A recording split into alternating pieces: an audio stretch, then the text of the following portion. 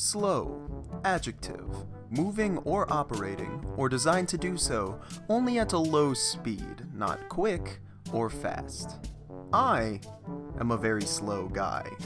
I've had people walk up to me back in high school and tell me that they hate me, and the sole reason for that was because I walk slow.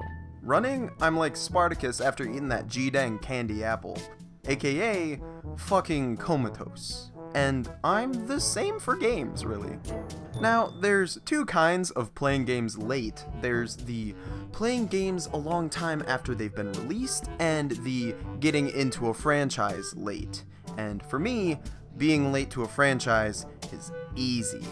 My first Call of Duty? Black Ops 3. My first Pokemon? Alpha Sapphire. My first Mario? Odyssey. My first Halo?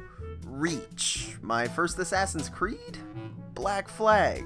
And it's not like I'm just late to franchises, I also wait a long time to play games.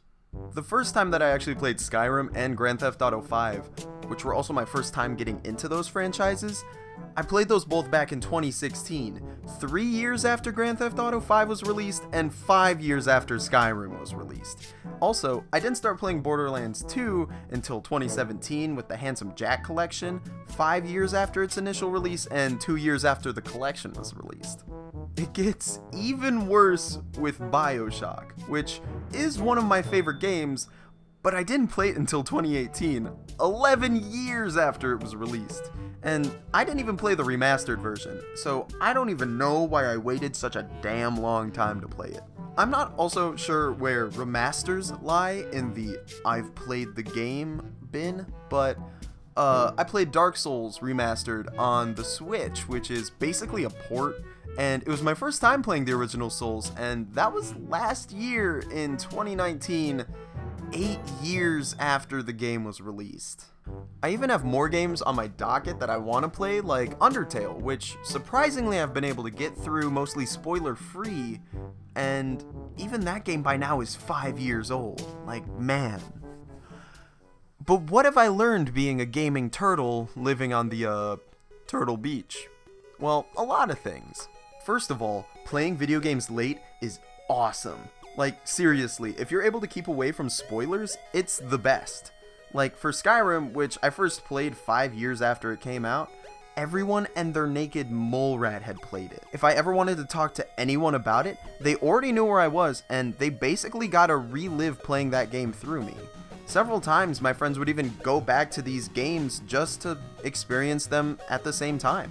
And the entertainment, holy shit, if you like YouTube and you play games late, there's already so many iconic and fun videos out.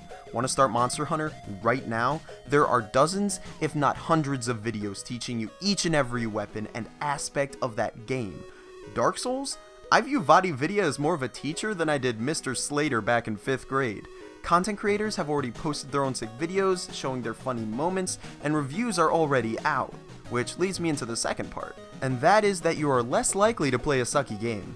Games that aren't good, unless they're, poo-poo funny, they fall through the cracks and are forgotten while the greats remain. Games like Mario 64, BioShock, Banjo-Kazooie, Halos 1 through 3, these games stand the test of time, while games like Barbie's Horse Adventure fade from memory. Also, these games are cheap. Not just like cheap, they're not even like real purchase cheap. They're, this game is so old shit, we can hardly ask for money at this point cheap. And that's so nice. Retro gaming doesn't need to break your bank, especially if you're a PC gamer. I got original Doom for like 75 cents, and I just got Vice City for like $3. Even some of the more legendary games on things like the Xbox and Game Boy Advance go for like $10 or less on eBay. Consoles are a little more pricey, but I could get an Xbox and some amazing games for the same price as the recent Pokemon game. Finally, it kind of feels like your own special thing. Most of the fans have moved on to the next big thing, and the smaller fan base makes you feel like you're even more part of the game that you play. Yes, everyone and their wife's husband has played Fallout 3, but going back to it now, when basically no one talks about it, it's pretty cool. Also, to anyone who's like me, who plays video games a lot later than most for whatever reason, be it time, money, or procrastination, it doesn't make you any less of a gamer. I'm a massive Halo fan, even though my first game was Reach. I'm a massive Pokemon fan, even though I played my first one at 17.